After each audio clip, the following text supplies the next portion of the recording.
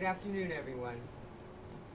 Every act of violence in a relationship is always an act of domestic violence. Those words, domestic violence, should have a decidedly ugly feel to them. Domestic violence is something I and our entire Miami-Dade community has worked hard to end. Understand the pain and the tragedy that domestic violence has always produced for the direct victims and for the indirect victims, such as children. That is why I am proud to have originally created Florida's first felony domestic violence unit and have developed a basic prosecutorial approach aimed at combating domestic violence that is now used by prosecutors throughout Florida. Pain created by domestic violence is stunningly apparent when it leads to a tragic death of one of the partners. Violence brings us directly to the reason we are here today, which is the killing of Christian Ombumseli on April 3rd, 2022. He died in Unit 2201 of a residence located at 3131 Northeast 7th Avenue in the city of Miami. We are charging 26-year-old Courtney Clenney with one count of second-degree murder in Christian's death. She has been taken into custody in Hawaii. She has not yet been brought to court for a hearing, but when she does go for a hearing, she will at that time have the option to either waive or contest extradition. It is our understanding that her lawyers have stated that she will waive extradition. In the meantime, my extradition division has been working with the Hawaiian authorities, the U.S. Marshals, and the Miami-Dade Police Department to ensure a smooth process if she does decide to waive. If she contests extradition, the law requires her to be held in Hawaii with no bond, and my office would then seek an arrest warrant from the governor's office to bring her back. At this time, all the necessary steps are being taken as we speak for her return to Miami to be held accountable for this murder. With me today are the City of Miami Police Chief, Manny Morales, who all of us know does excellent work for our City of Miami. His Assistant City of Miami Police Chief, Armando Aguilar, to his left. I want to thank both of them and their department for the professional diligence that they exhibited in this case and for the partnership that we share. We have Gaddy Suralta, who is the U.S. Marshal of the Southern District of Florida. You all know he stood here many times by the side of those of us in law enforcement. He's always an extraordinary partner with all of us in law enforcement, who, by the way, in this case, overcame a number of challenges to secure this arrest. Marshal Suralta, he's right behind him. Gaddy Suralta played a pivotal role in connecting our law enforcement officers with the West Coast U.S. Marshals Fugitive Task Force to ensure that Courtney Clenney, who was over 4,700 miles away from Miami, will be able to stand before a judge here in Miami and face these charges. I'm very proud of Assistant State Attorney Khalil Queenan. He's right here, this young man in the blue suit, who is also a member of our Gun Violence Initiative. He is on this case, has been from the beginning. Thank you very much, Khalil, for your diligent work. And to his left is a very wonderful veteran homicide prosecutor. She's my Chief Assistant State Attorney, Kathleen Hogue. Thank you very much. They have been heading up this investigation, and they will handle this case in the courts from this point forward. To my right, we have the very distinguished attorney, Larry Hanfield, who is the attorney for the family of Christian Ombumseli. And he has brought with him his clients, Christian's brother, Jeffrey Ombumseli, to his right, and his cousin, Karen Egbuna, who is the beautiful woman standing to their right. They're all here today to, all of us in law enforcement, want to express to you, as family members, our deepest sympathies for this tragic murder of your loved one. I also would like to thank and express my gratitude to the law enforcement community in Hawaii for their assistance in this matter, specifically the Hawaiian County Police Department and the Hawaiian County Prosecutor's Office. So let's talk about this case.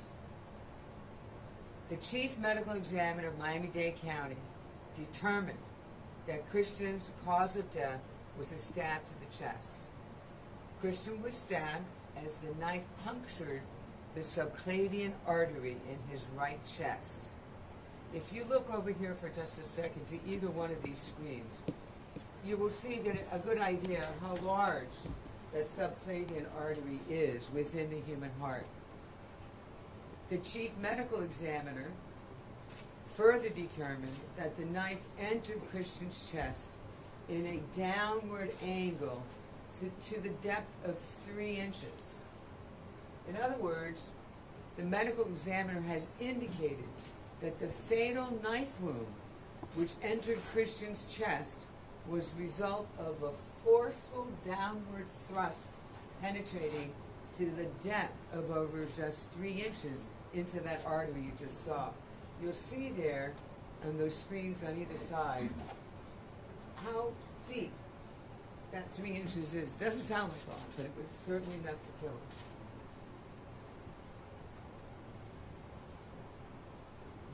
This homicide has gained some notoriety since the defendant, Clenney, is an internet social media personality and influencer under the name of Courtney Taylor.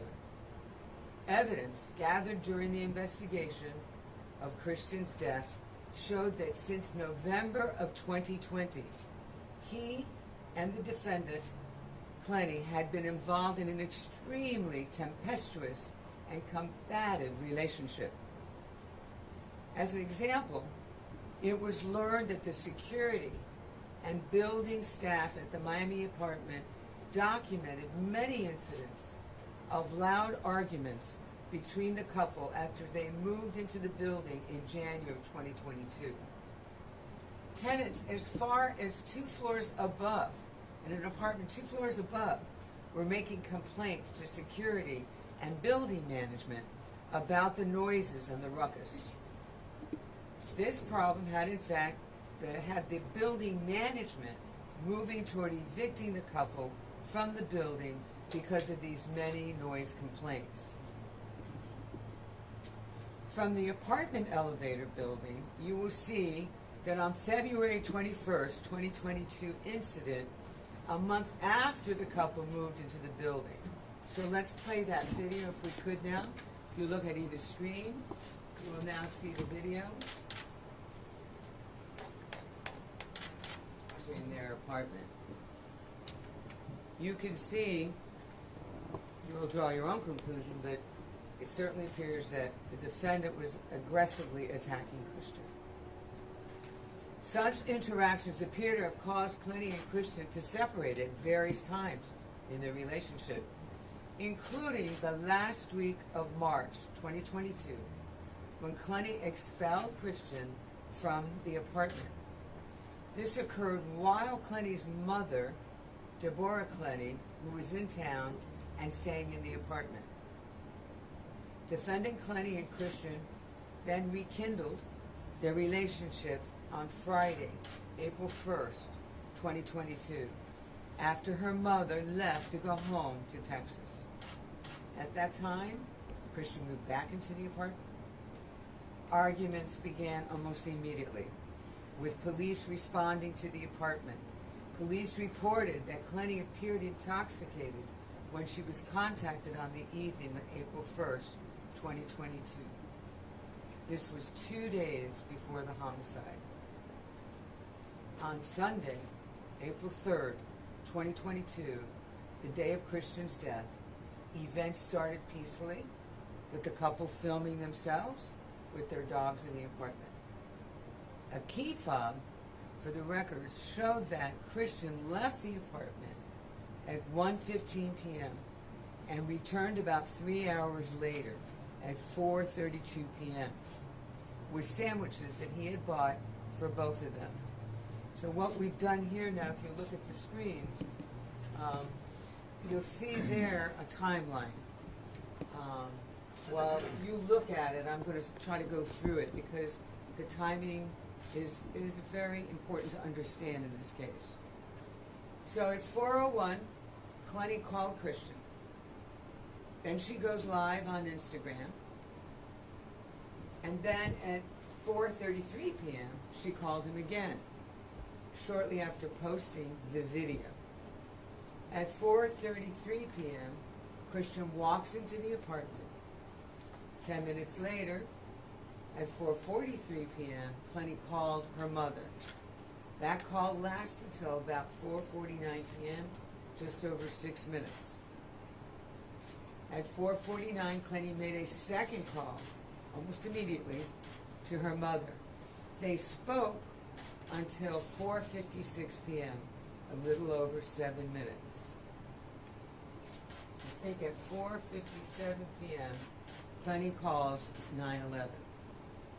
At 4:57, police officers exit the elevator at the unit. Christian's stabbing must have occurred between 4:33 p.m.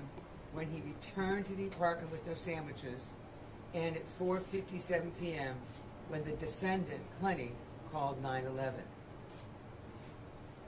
Also, at the same time during that period of time, that being 4:33 p.m. to 4:57 p.m., neighbors began calling the building manager about a disturbance at the apartment. Security called 911 at 4:46, notifying them of the disturbance. 11 minutes later, at 4:57, defendant Clenney called 911 to tell the police that Christian was suffering from a stab wound and needed help. On that 911 call, Christian can be heard in the background repeatedly saying that he was dying and he was losing feeling in his arm. Defendant Clenney is also heard saying, "I'm so sorry, baby." In her telephone statement to the police on the date of the incident, Clenney's mother stated she heard her daughter yelling at Christian, remember she's on the phone with her, telling him to leave the apartment, and she heard defendant Clenney saying that Christian was lying. Later, in her what we call post-Miranda recorded statement to the police, defendant Clenney admitted to having caused Christian's injury, also provided several inconsistent accounts about the incident itself. After an argument, defendant Clenney claims and says that Christian shoved her against the wall by the neck, and although he did not actually choke her, then she says he threw her to the ground but allowed her to get up. And it was at that point that defendant Clenney went to a kitchen area and got the knife. As Christian sort of approached her, she threw the knife at him from a distance that she's estimated to be about 10 feet. The police observed no visible injuries, which would have corroborated her account, and she had no injuries. In describing the stabbing incident, at no time did defendant Clenney claim Christian was armed with any type of a weapon. And based on the location of the stab of the wound, the medical examiner opined, in other words, it was her opinion, that throwing the knife from that distance would not have caused that fatal stab wound, but rather that it was a downward strike with a knife could have only caused that fatal stab to the artery that led to the Christian's bleeding to death.